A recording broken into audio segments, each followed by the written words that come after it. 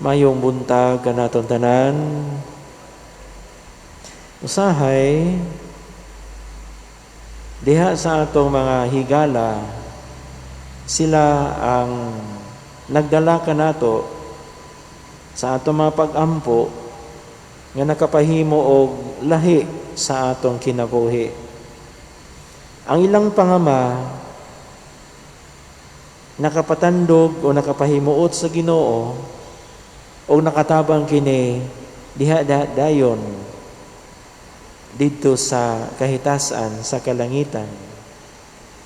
Apan dunay pipila ka mga tao kinsa nga mubabag sa mga grasya sa Dios sa atong kinabuhi. Mga tao nga dili malipay sa mga maayong butang nga nahitabo sa atong kinabuhi. Ambot ko ngano mga igsuon yun, nga doon naman dyan mga taong malipay, nga magkalisod-lisod, masagmuyo ta sa atong kinabuhi. Mga tao nga malipay, nga naitumpawa kita sa kadautan.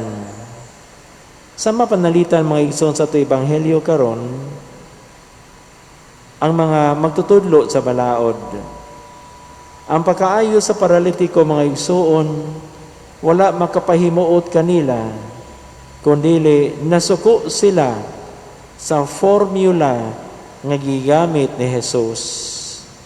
Kinaghunahuna sila nga sa Jesus nagpasipala.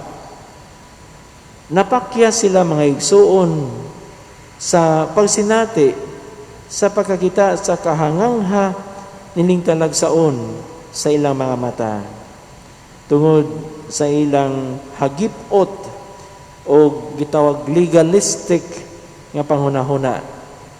Kaya usahay kining tao mas istrikto pa man kaysa Ginoo, mas istrikto sa balaod kaysa balaod sa Dios, no? Muna nga si Jesus mga igsuon nagpakita kanila kining mga magtutudlo sa balaod nga mahimo usab niya og dunay epekto ang kaayuhan sa paralitiko sa formula nga gigamit niya. Unsa gani ang formula nga gigamit ni Jesus? Ang pagpasaylo sa mga sala. Og naobligar ang katawhan nining talagsaon sa pagpamulong ni Jesus, ang imo mga sala gipasaylo na, o ang efekto mao ang diha-diha dayon nga kaayuhan sa iyang kahimtang. Mao sa kini mga igsuon ang dako nga admiration sa katawhan sa panahon ni Jesus. Ang question mga igsuon sa insidente mao ni kinsa maning tawhana nga makahimo niining dako nga mga milagro taliwala sa katawhan. Sa sang nga pagkaagi sa atong panahon mga igsuon, usa kini kahimtang nga makapatayog sa atong panahon.